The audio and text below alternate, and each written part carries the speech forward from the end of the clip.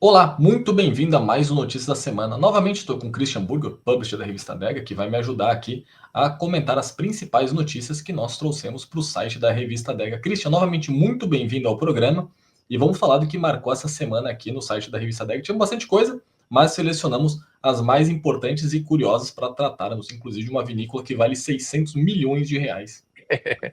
Ed, muito obrigado. Obrigado a você que está aqui com a gente hoje. A gente vai tratar de 4 ou 5 matérias muito interessantes e comentar elas para vocês. Teve muita coisa que aconteceu essa semana, mas aqui são as mais interessantes. A gente vai tentar fazer de forma a ficar mais curto do que a gente fez na semana passada, mas igualmente interessante. Esse episódio é um oferecimento de Cali Terra, uma reserva de respeito. Vamos lá, Christian. Essa daqui me chamou bastante atenção, que é uma vinícola no Napa Valley, na Califórnia, que está à venda por aproximadamente 100 milhões de dólares, uma conversão direta e sem taxa, sem imposto, sem nada, dá 602 milhões de reais. Só para comparar, se tivesse ganho sozinho na Mega da Virada, não dava para comprar na prática, né? Que tem imposto, toda transação.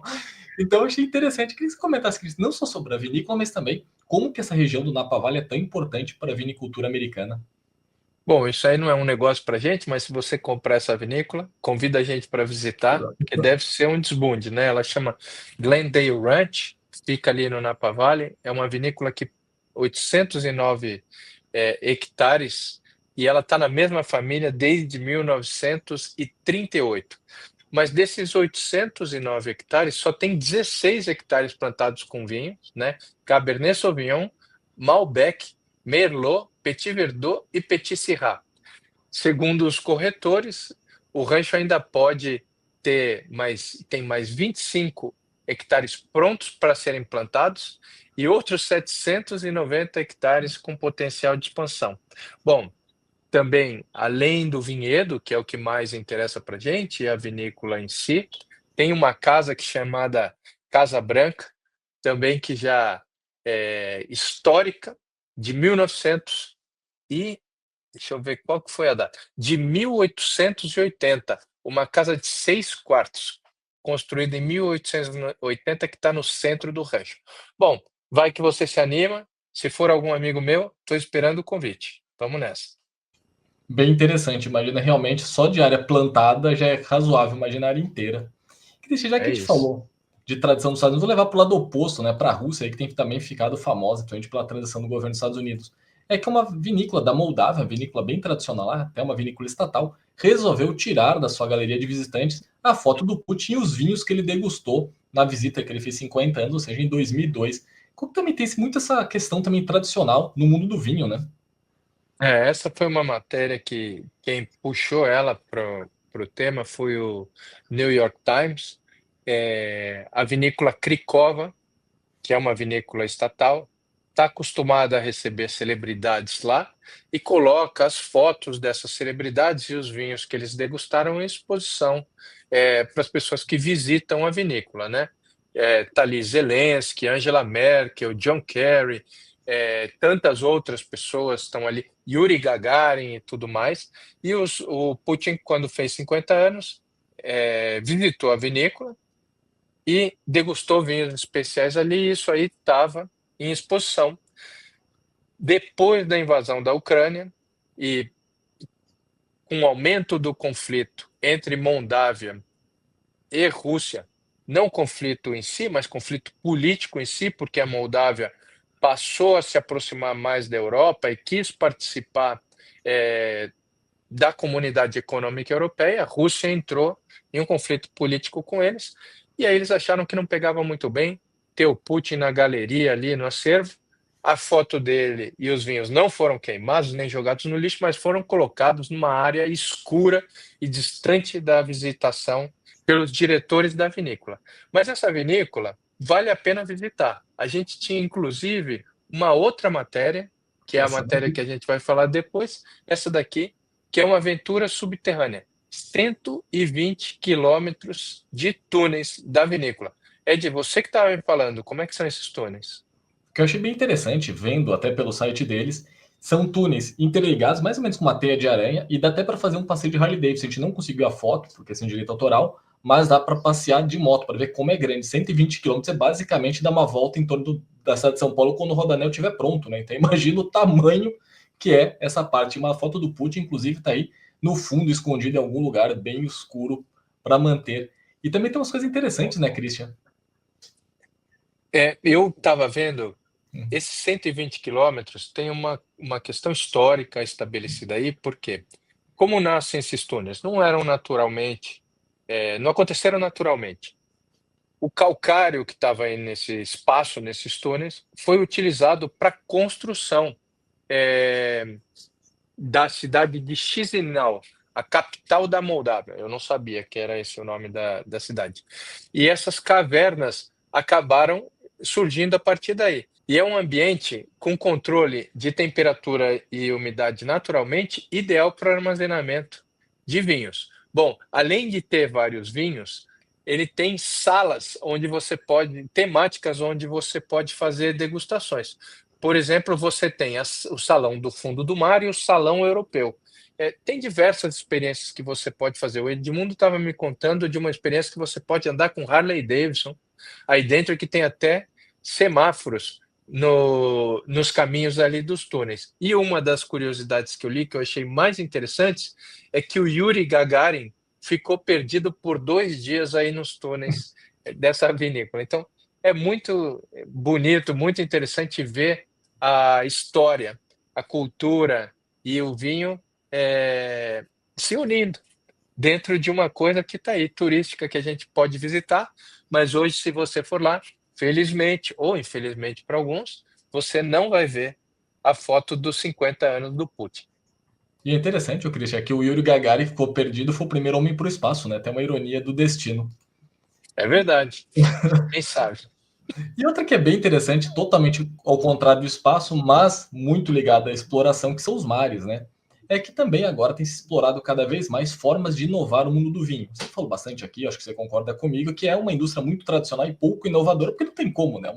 É uma ciência que já está consolidada, mas também está agora se fazendo alguns experimentos de alto mar. Eu queria que você comentasse tanto sobre a vinícola também, falar um pouquinho dessas experiências que está se tentando buscar a partir de agora.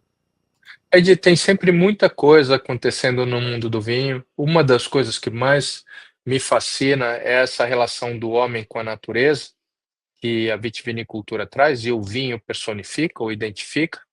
E dentro do contexto da sustentabilidade, que é da manutenção dos vinhedos e tudo mais para as futuras gerações, uma das coisas que tem acontecido é você tentar diminuir a pegada de carbono dentro do processo de elaboração dos vinhos. Mas grande parte da pegada de carbono vem do transporte dos vinhos, porque, como você sabe, o vinho é um produto global. Então, ele é produzido na França, consumido em Hong Kong, produzido na França ou na Itália, consumido em Nova York. Nesse caso, uma vinícola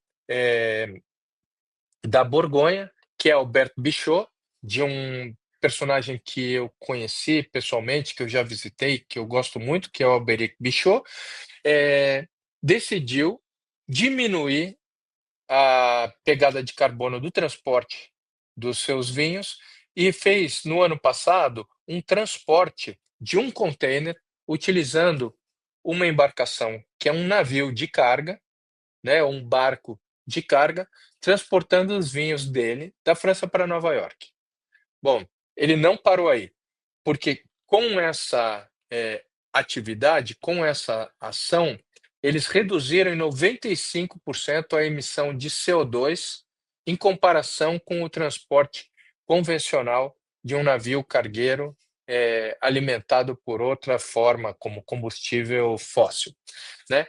E aí o Albert Bichot falou, tudo bem, fizemos esse transporte, mas eu quero ver como esse transporte afeta efetivamente a qualidade do vinho.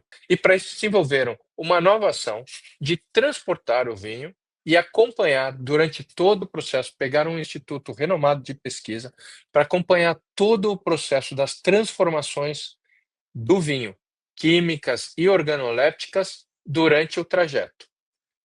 Uma das coisas que foi feita foi colocar um vinho, uma barrica, inclusive na área menos protegida do navio, muito como eu imagino que acontecia durante as grandes navegações, né? A gente tem o caso do vinho torna a viagem e tudo mais, mas pensando em analisar como as mudanças de temperatura, a umidade e tudo mais de maneira mais agressiva melhorariam ou melhorarão ou piorarão a qualidade do vinho nesse trajeto. Essa viagem de pesquisa começou em 18 de janeiro de 2025, em Saint-Malo, e terá escala em Nova York, Pointe-à-Pitre, e depois volta para a França no início de março.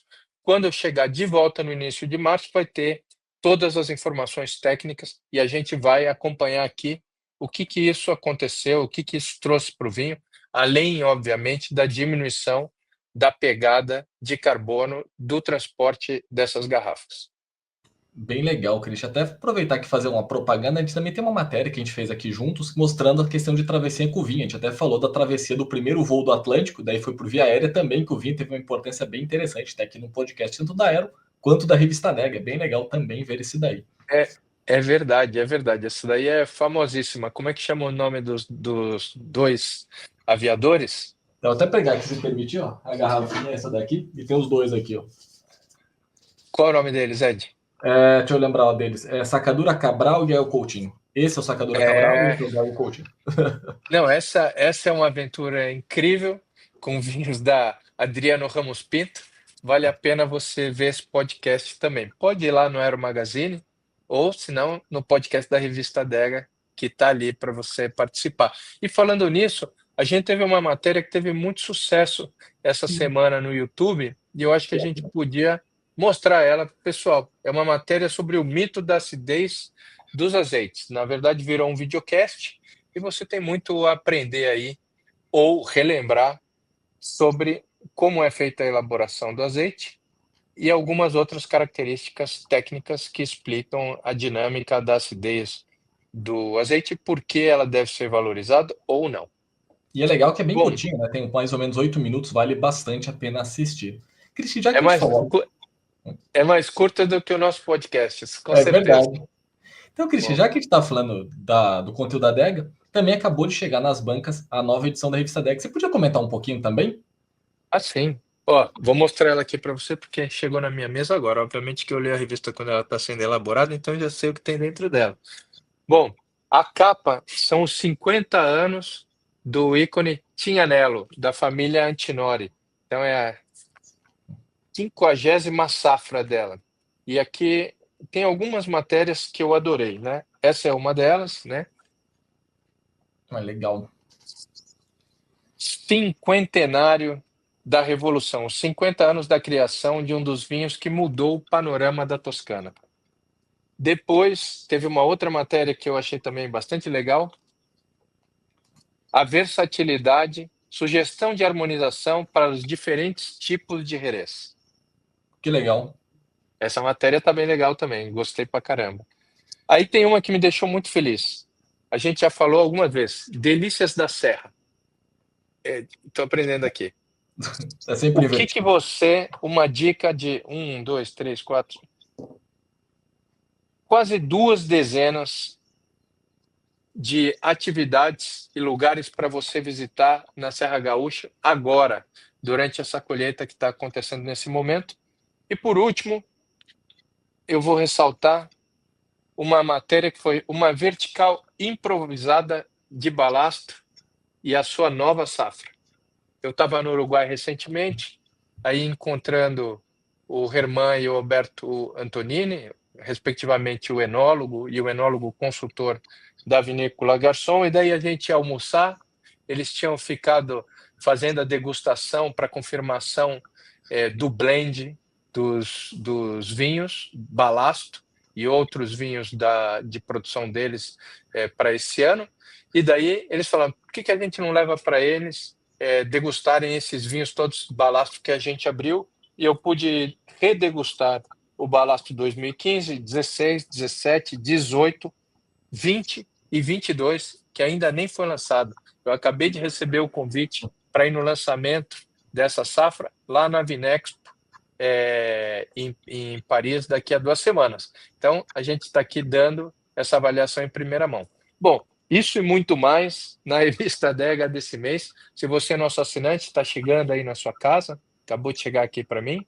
E se você não é nosso assinante, está nas bancas ou na loja da Zinio, que você pode comprar a versão digital. E também lembrando, muito do nosso conteúdo também no nosso site, né? Também quem tiver que já mais imediatismo é só entrar no nosso site, tem bastante coisa bem legal também. Bom, Christian, Muito legal, Ed. queria te agradecer por ter vindo aqui para a gente bater um papo, foi bem dinâmico dessa vez. E também agradecer a você que está aqui conosco, sempre assistindo e deixando seus comentários, ajuda a continuar a crescer. Não esqueça de curtir o nosso vídeo e também se inscrever no canal se eventualmente você não for inscrito. Muito obrigado a todos. Bom fim de semana e a gente se fala de novo na semana que vem. Obrigado, Ed. Saúde. Saúde, até mais. Tchau, tchau. Esse episódio é um oferecimento de Cali Terra, uma reserva de respeito.